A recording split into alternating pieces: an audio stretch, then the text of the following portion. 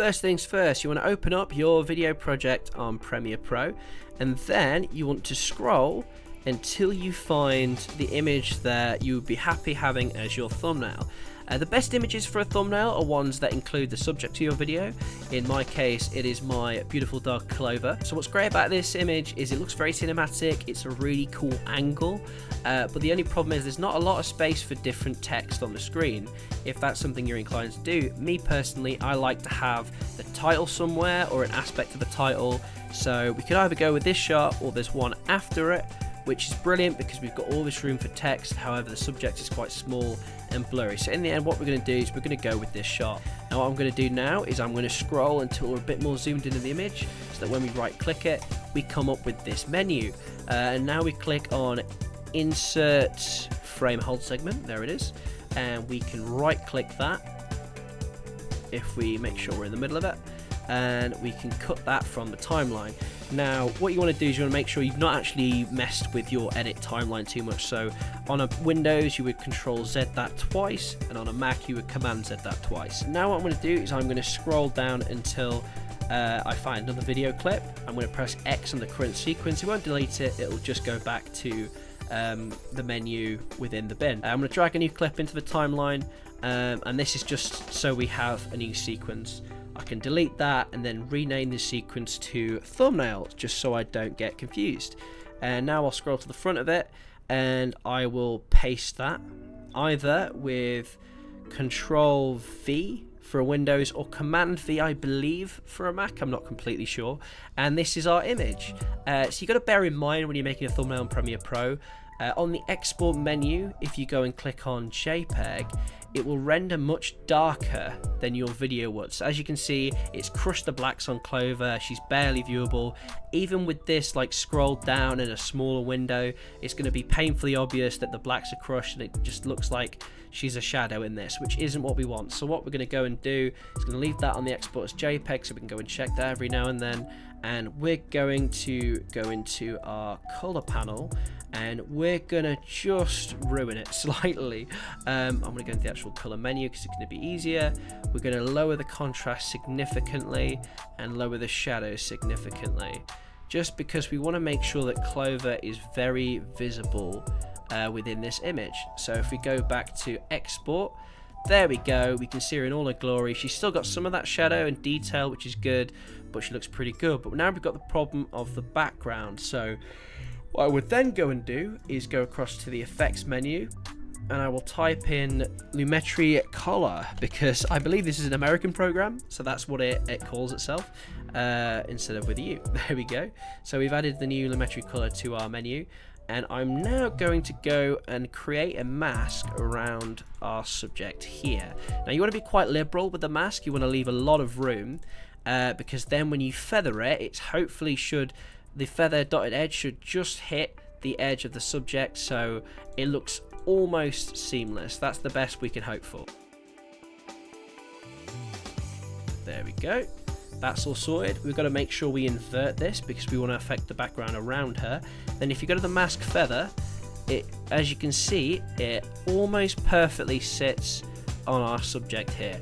Now if it goes in a little bit, that's actually kind of beneficial, because that way it will blend the color into your subject a little bit more, so it feels like it's all part of the same image. And now we can go to our color menu again, and we can actually affect this area. So we could bring back some of the contrast into the image. We can lower the exposure, which I'm actually not going to do because I think that might break it a bit too much.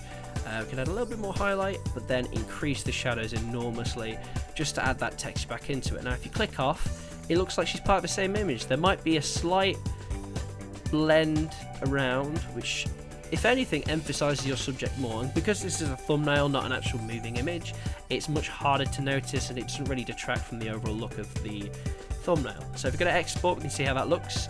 There we go, we got a lot more texture in this grass over here. I'm still going to go and add a bit more because I think that overall it could look a bit better. And what I'm also going to do is I'm going to increase the saturation a bit so it pops a bit much more. and in the finished JPEG, there we go, that looks much better. I actually am going to increase the feather a bit because that is very distracting. That looks a bit better. And what you can also do is you can do mask expansion if you think that you've perhaps done it the way I have, where it's not close enough. And then if I click off of it and go into export, oh, I've made her too dark. Okay, maybe don't do that. And then it should only really darken the edges. There we go. I'm happy with that. That's not too bad. So the only other issue I have is that the sky is very white because it was a cloudy day. Now it is a bit dishonest, but I would recommend changing this because you can, because it's a still image. I would recommend going and adding another, oh, wrong menu, another Lumetri color, because the benefit is just little things like this to make the whole image pop a lot more. It's going to bring a lot more attention to your video, and that's what you ultimately want. So I'm now going to add this extra Lumetri color, and I'm going to go and mask around the sky. Make sure when you're framing at an edge as well, you bring the mask over the edge so it gets everything, it doesn't miss anything off with a feather or something like that. We can add a bluer tint. Surely this should be, oh no, that's the wrong one. I mean temperature. Now if we add a bit more of a blue temperature, as you can see, it looks like we've got a lovely blue sky, and it makes the whole shot look a lot sunnier. If we go to export, we'll see what it actually properly looks like. There we go. There's a faint white line, very unnoticeable, especially when this is minimized, which it will be. So it just makes the image look that much more colorful, and it makes Clovis stand out that much better because she looks like she's framed against a warmer background. The only other thing I would recommend doing at this point is adding in some text. I like adding in text. I think it makes the thumbnail more like a poster. So I'm just going to write the word cinematic because that's all we really have room for. Now if I go and rotate that, unfortunately it would be perfect if I could meld it to this shape, but you can't do that in Premiere Pro to my knowledge. So the best you can do, I've literally cocked my head just so I get this accurate, is rotate it so it fits a horizon line, then make sure it's big enough where it looks impactful across the screen. So I'm going to do that, and what I'm also going to do, I might shrink it a little bit because of the next thing, I'm going to try and mask it so it fits behind Clover's tail, because I think that'll make it look like it's part of the image more. It looks like a cool editing effect, something like this maybe. Move the text so it fits within the same timeline as the JPEG on the text actually. Yeah, there we go.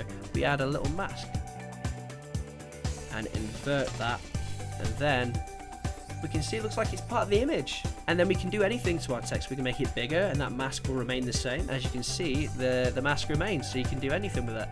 If I do this sort of thing and maybe make it even bigger than that, just so you can tell that's an A. I think that's still clear that's an A. I don't think it's too bad.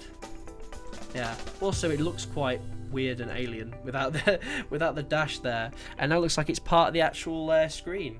So I would also recommend doing a few other things to it, adding a bit more shadow, making it stand out a bit more. Maybe you could even outline it with like a little black outline if you wanted to do that. I sometimes find it a bit cartoony, so it's not necessary, but adding a shadow like that can really make it pop and seem like an object within your frame. And you can mess with the shadow as well. You can make it really quite hard, or you can make it quite faint where it's almost not there like I want it, because then it just outlines it slightly, but it's not really in your face. You can also add a background. I think that detracts from it personally for this video, but that's what you can do. And then I'm also going to try and choose a different look for it, not that one. I'm going to stick with that. That's the one I quite like. And then if you go over to export, you can see what your finished thumbnail looks like. I quite like it. So this is how I make my thumbnails. Let me know how you make yours in the comments if you want to, or if this helped you in any way. And if you've just come to the channel to watch this video, please do stick around and watch the other stuff I make. I spend a lot of time making short films. Thank you very much, and I will see you later. Bye bye.